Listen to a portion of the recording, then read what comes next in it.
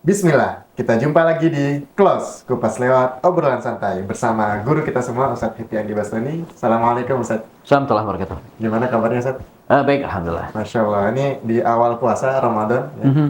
Kita masih bersemangat. Banyak Alhamdulillah. yang bersemangat tapi juga banyak yang lemes ya Ustadz. Kalau yang nggak terbiasa puasa. Ya, tergantung keimanan. Tergantung gimana. Nah ini ngomong-ngomong puasa nih Ustadz nih, mumpung di awal Ramadan kan kita banyak yang mungkin puasa tuh ya sekedar puasa aja, tapi banyak yang nggak tahu mungkin asal muasalnya sejarah puasa. Itu sebenarnya apakah itu hanya ada di zaman Nabi Muhammad SAW saja atau memang sudah ada dari zaman nabi-nabi sebelumnya? Ustadz? Iya, di antara ayat yang sangat populer dan bahkan saya yakin teman-teman semua hafal semua ya, karena ini satu-satunya ayat yang bicara tentang puasa bagi Rasulullah SAW. Ya. Surat Al-Baqarah ayat berapa? Lupa namanya. Bukan Ustadz Adi Hidayat gitu. 183 ya. Jadi pojok kanan atas kalau nggak Jadi salah. sebelah kiri, ini tengah-tengah ya ke atas.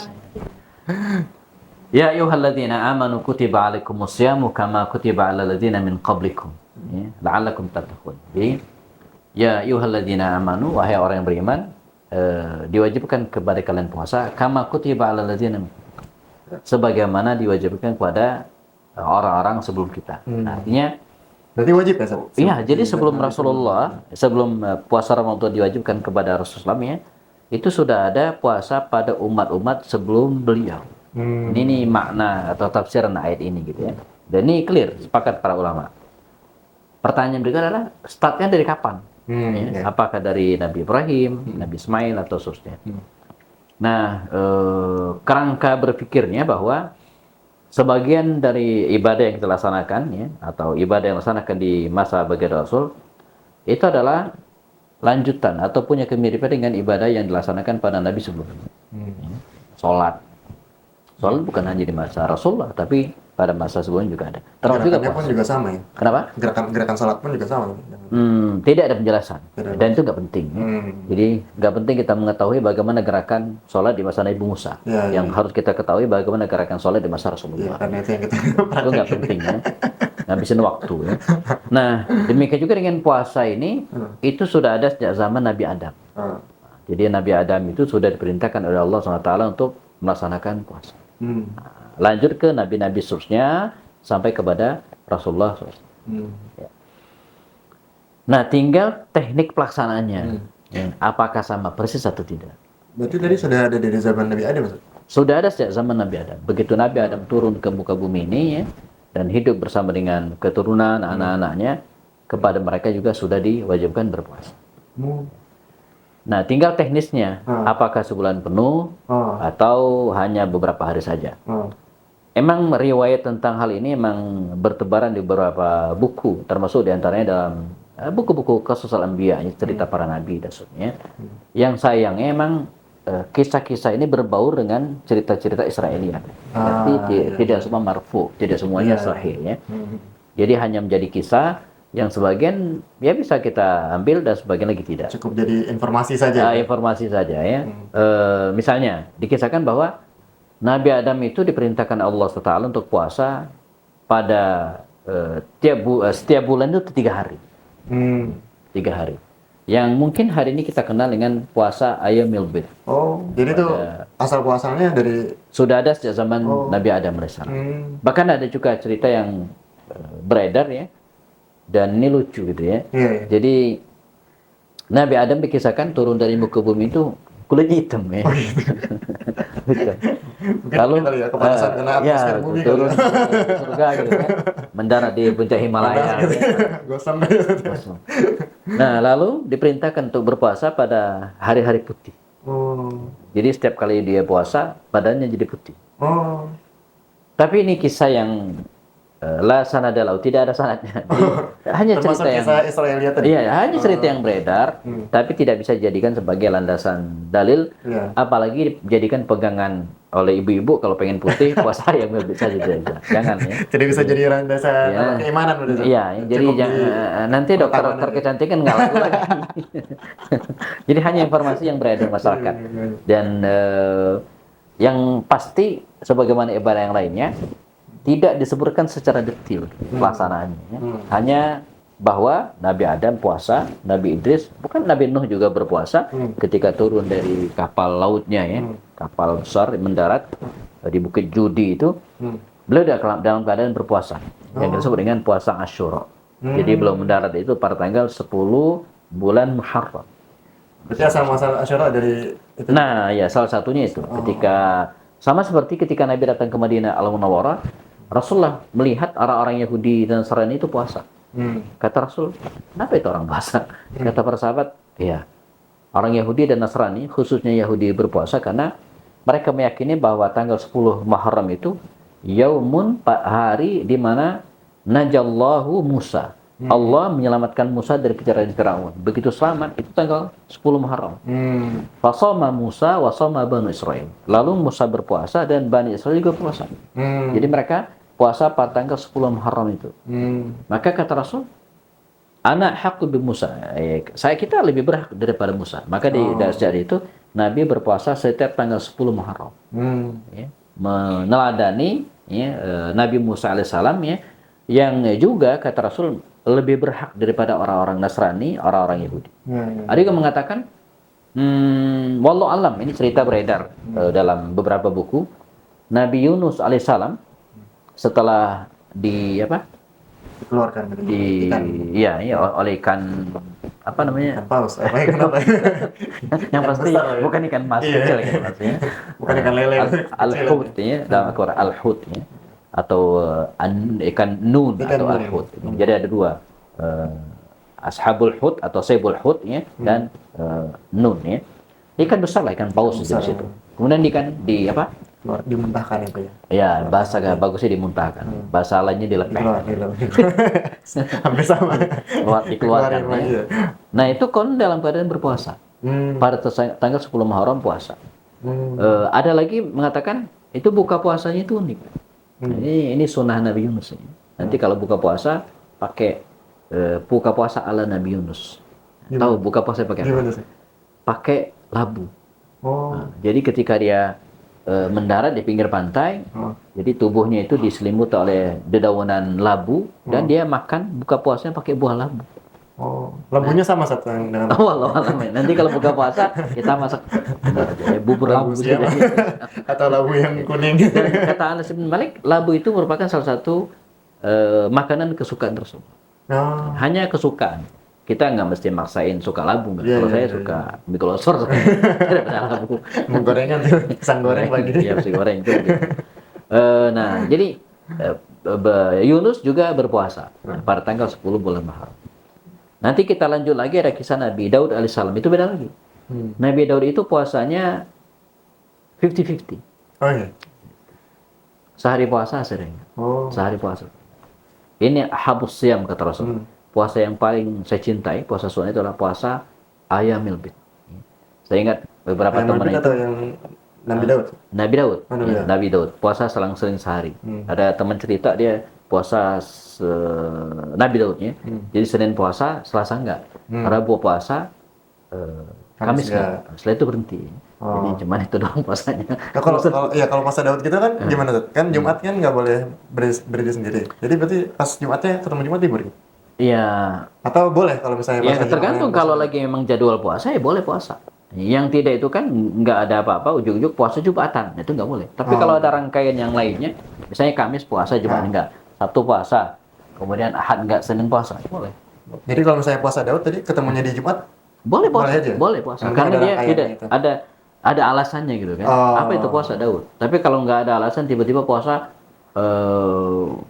Jumat saja, itu nggak boleh. Oh gitu. Ya. Jadi menarik ya. Ternyata sejarah puasa panjang ya. Panjang. Nanti aneh penasaran teknisnya nih, apakah sama dari maghrib sampai dari subuh sampai maghrib atau seperti apa ya? Seharian full gitu ya. Iya. Nah, nanti kita akan bahas lagi di part berikutnya setelah pesan-pesan berikut ini.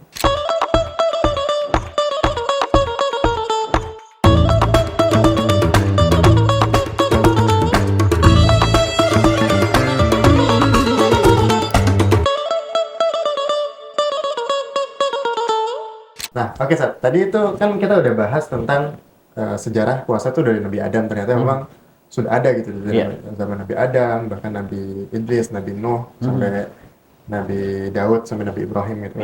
Nah, ke zaman Nabi Muhammad SAW yang akhirnya jadi syariat puasa sekarang.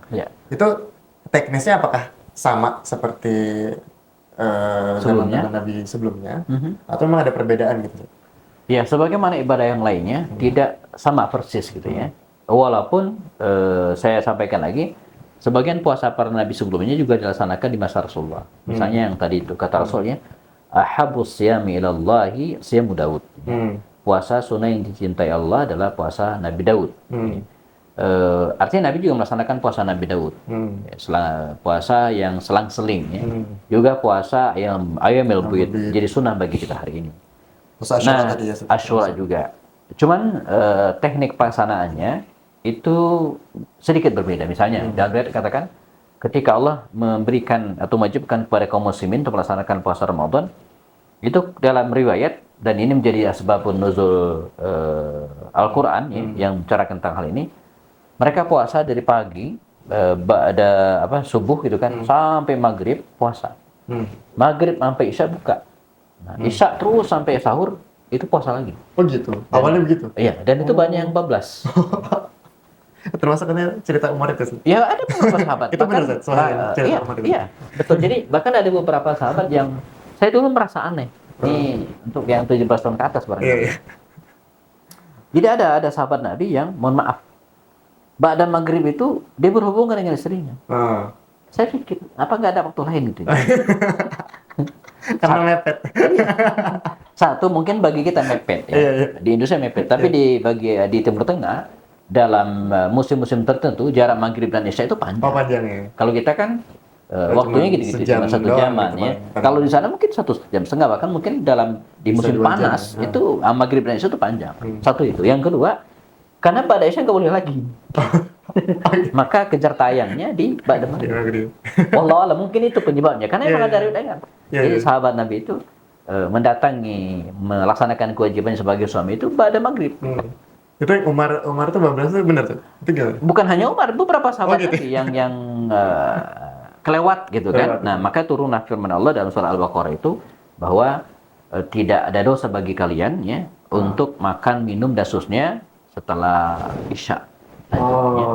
Itu satu. Yang kedua berbeda juga. Kalau kita baca cerita tentang Nabi Zakaria, kemudian Nabi ibunya Isa, Maryam, mereka puasa. Tapi tambahan puasanya apa? Tidak boleh bicara.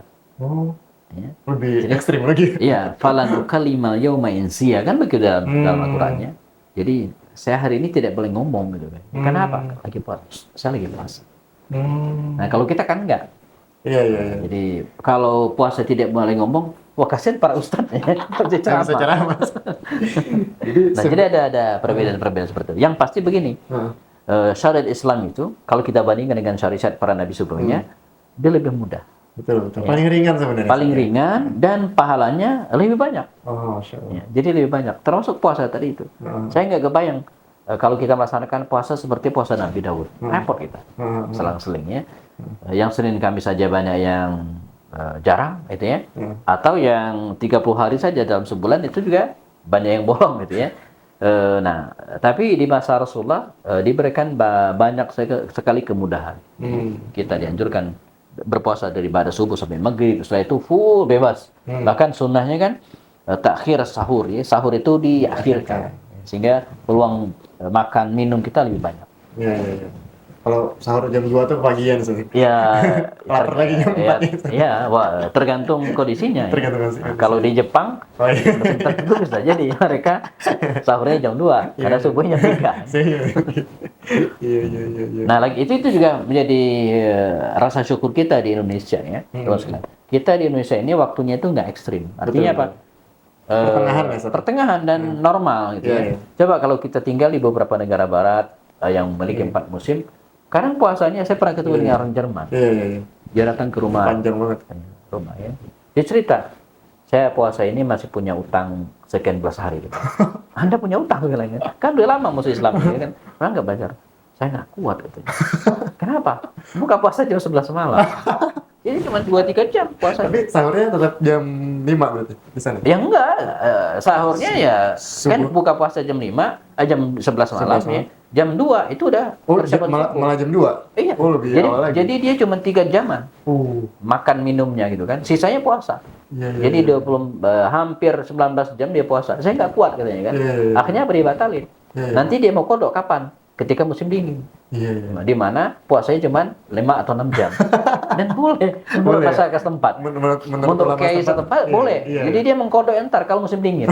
Kalau musim panas, jadi ada fenomena seperti itu ya. Iya, iya. Nah, di Gimana Saudi, kalau kayak di negara-negara yang Antartika gitu saja kan ada. ya makanya ada. Nanti kan ada pembahasan tersendiri tentang bagaimana berpuasa di negara-negara yang ada malamnya gitu saja. ya nggak ada malamnya. Siang terus ini. Siang terus, tidak normal kan matahari kan begini. Iya, matahari Itu kan ada hukum tersendiri. Misalnya sebagai ulama mengatakan bahwa dia ngikut ke negara normal terdekat. Oh. Itu satu pendapat. Ada mengatakan pendapat terpisah ngikut ke Saudi sebagai pusat waktu dalam Islam ya. Jadi dia dalam kondisi yang tidak normal. Tapi Indonesia ini normal banget. Normal banget. Jadi paling mentok-mentok misalnya kalau saya amati kita subuhnya jam 4. Ya, kan? paling cepat Jarang jam 4. setengah 4 nggak ada. Iya. Jam 4 ya. Iya, iya. Nanti buka puasanya jam berapa? Mungkin setengah Ya, jam paling- 6 kurang. paling lewat Antara jam 6, jam 5 15. jam 6 itu. Iya. Kalau di Mekah sesekali mungkin buka puasanya kalau lagi musim dingin itu setengah 6 maghrib ya.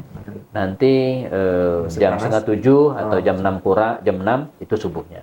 Oh, masih ini. Ya, masih lumayan gitu ya. Tapi kalau di negara-negara lain, saya pernah puasa di Jepang, itu ingat banget. Kita bubar tarawih itu jam 11 malam. Bubar tarawih. Ya. Jadi kembali ke tempat penginapan, itu nggak bisa tidur karena jam 2 harus sahur. Karena jam 3-nya udah azan subuh. Oh, berarti Ustaz udah ngerasain ya puasanya? Sudah pernah ngasih. Cuman walaupun nggak ekstrim. Waktu itu kalau nggak salah buka puasanya jam 9. Oh, jam 9. Jadi dari jam 3 sampai jam 9. Oh.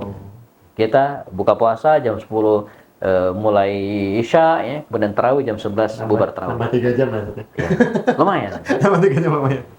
Walaupun saya pernah juga puasa di Melbourne, sebaliknya. Oh, sebaliknya. Jadi jam 7 kita sholat subuh, jam 5 buka puasa. Oh, jam 7 soalnya. Jam 7 pagi itu sholat subuh. Oh. Saya ingat banget sholat subuhnya di masjid orang-orang Turki waktu itu ya, Oh. jam 7. Nanti buka puasa jam 5 sore. Jadi asar udah mau maghrib aja. Oh. Jadi kita teruskan di Indonesia ini enak. Wah, Masya Allah. Jadi kalau misalnya ada yang sampai sekarang tuh udah dapat banyak keringanan, Iya. nggak puasa juga tuh kebangetan. Ya, itu poin kita. Jadi ketika kita belajar sejarah puasa para nabi sebelumnya dengan berbagai kesulitannya dan sebagainya, tibalah pada puasa di masa Rasulullah dengan segala kemudahannya. Jadi puasa di masa Rasulullah saja itu udah mudah. Nah, apalagi di Indonesia lebih mudah lagi. Nah, Iya kan? bener. Cuacanya tidak begitu panas. Coba kita di Indonesia cuacanya paling berapa tuh paling tinggi cuaca? Iya, Berapa paling- derajat? 40 derajat. Iya. Iya. 40 juga jarang Ustaz. Iya. Di Saudi saya pernah mengalami 57 derajat Celcius. Itu panas luar biasa. Dingin juga kita paling dinginnya paling 13-14 derajat. Iya, iya. Itu pun di Lembang, di puncak. Iya, iya. Di Saudi saya pernah mengalami di Taif beberapa pekan lalu 0 derajat. Itu kan ekstrim. Kita Nggak kayak teman-teman bersyukur kulkas sekali. ini. Iya, sangat-sangat bersyukur. Iya. Jadi orang Islam terus tinggal di Indonesia tuh privilege-nya banyak Banyak banget. banget, banyak banget. Ya belum lagi masuk surga di jalur dizolimin katanya. Banyak. Itu nanti privilege offset. Masya Allah. Ustaz, makasih banyak Ustaz. Siap. Kita jadi bisa paham nih tentang sejarah puasa dari ternyata memang historisnya panjang ya. Jadi nggak serta-merta kayak gitu dan ternyata ya alhamdulillah ya puasa yang kita jalani itu sangat nikmat sekali, Masya Allah. Nah, nanti kita akan bahas lagi tema-tema yang menarik lainnya. Jangan lupa subscribe dan nyalakan loncengnya.